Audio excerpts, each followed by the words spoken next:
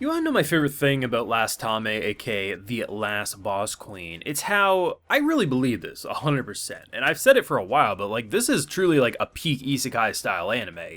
This is the type of anime that stands above the other otome game anime where a character is reborn as the villainess and she has to navigate through the issue of she's a little cranky, but she's not really a blast. No, this girl Pride, she is the Last Boss Queen.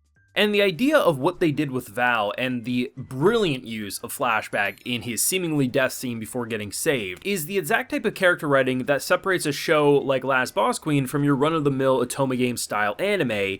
And this episode was one of, if not the best of this show. And I feel like I've been saying that a lot about many of the series I've been watching over the past couple of weeks, like their newest episodes are just like the best of them, but that just means we have a good anime season on our hands, and in this case, a fantastic otome game anime on our hands. Now before we fully dive into this bad boy, we gotta mention we do have a full live reaction to episode 11 of LasTame available on my Patreon. If you would like to see that, it's over there if you're interested. Now let's break down Val and his brilliant character. So what I'm talking about is when he initially went back to Pride, right, he's kind of acting like he didn't really care about these kids, they're not even really his family, and he doesn't really care what happens to them, right? But over the course of that conversation, and especially with the loving embrace, Pride got through to him to basically admit that he does love these kids and wanted to help them.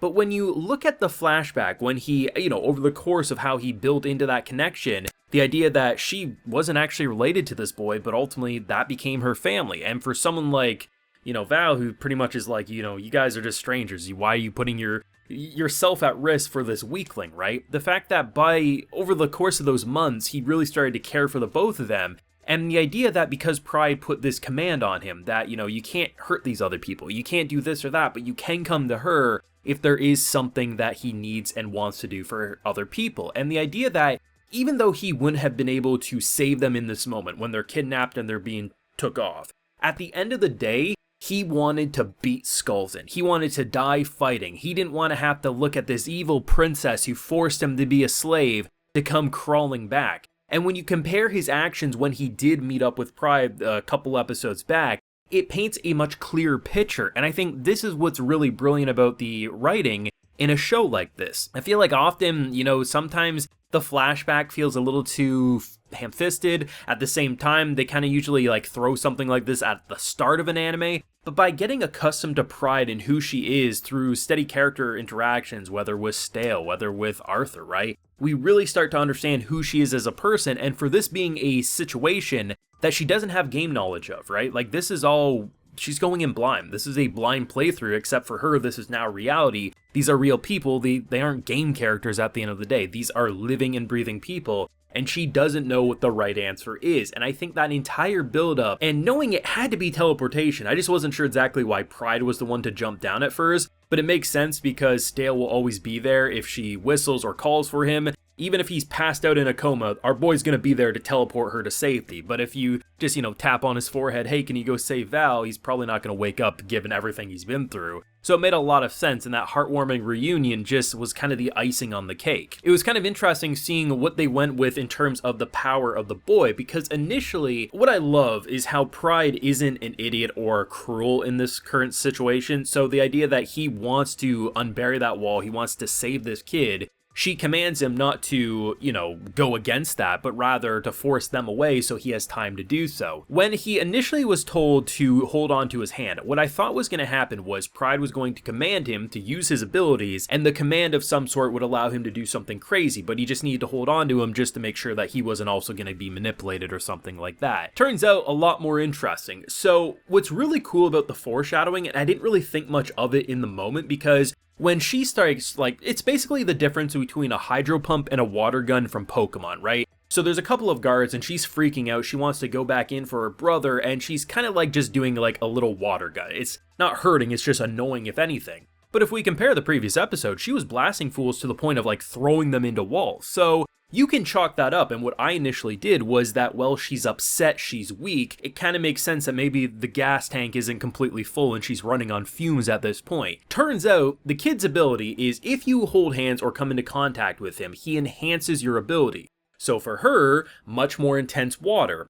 for our boy, we see him go from kind of being able to manipulate boulders in this kind of messy fashion to literally crafting this beautiful architecture and then silver surfing his way out of the cave. It's just so cool. The breadcrumbs are there if you really want to break it down and potentially see it happen before it is revealed. But at the end of the day, nothing feels like it's pulled from thin air. The teleportation makes sense because we know a character like Stale, while yes, earlier into the show, could only teleport his own body weight, he has since grown and is able to do a lot more, which is why he can teleport two people to safety. And we also had the whole idea that no matter what, he would be there for her if she called him, sort of a thing. You have Val and everything that we did here. We have the idea of, you know, there was the mystery of not knowing what the kid's ability was. That was foreshadowed earlier. And the idea of seeing the difference in the water attacks is really cool. And the flashback that they did give for this kind of like makeshift family was really nice because their initial reason for tagging along with him made sense. Everyone in this rundown village were like kids and just they were beaten, they were bruised, and then here comes this man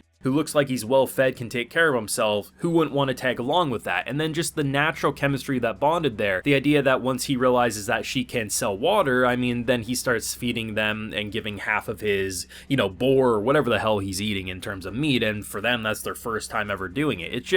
It was a happy ever after that you knew was going to crash and burn given where we're currently at in the story. But it just made you connect with this entire story so much more that you wanted to see it have that happy ending, and at the very least right now, it seems like we are. Now granted, things can still get bad. I mean, literally there was Team Rocket in the sky dropping bombs on our asses, because, ooh, we don't want to carry this many bombs back to the hideout, let's just blow them away. Like, some prickish attitude for sure. But I really like what they did with this show, and I really don't think it's an exaggeration to look at a show like this, and all the kind of otome game anime that have been adapted to this point, like, this is, for me, the new gold, the new bar of, if I'm jumping into a show, there's two types of otome game anime I'm willing to watch. If I'm in the mood for something simple and funny, a Bakurina comedy show, I can watch that, but I'm not going to expect fantastic character development. But a show like Last Boss Queen, what I'm expecting if I'm walking in and I'm hearing, oh, the character writing's good, the story's great, then I want actual good character arcs and a main character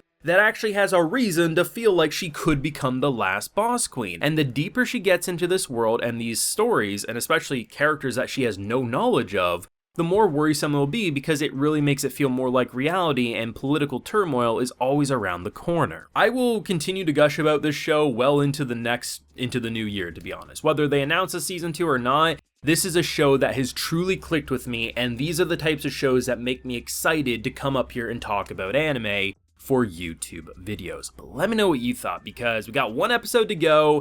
The preview, questionable imagery, and then also some interesting imagery all at the same time. So we'll see how they wrap this one up and if they'll confirm a season 2 immediately, or if maybe we'll have to wait a little bit. So let me know what you thought down below. Leave a like if you enjoyed, subscribe if you're new around here, of course ring the bell. You can also head on over to the Patreon where we do have a full live reaction available, and hey, while you're there, you'll also get a video shadow like Joshua Kinsley, Juan Valdez, Cassical, Kelsey Tanaga, Kyle Kovalchuk, and LC Yu-Gi-Oh! Are getting today. So I appreciate the support, everyone. Please take care and have a good one.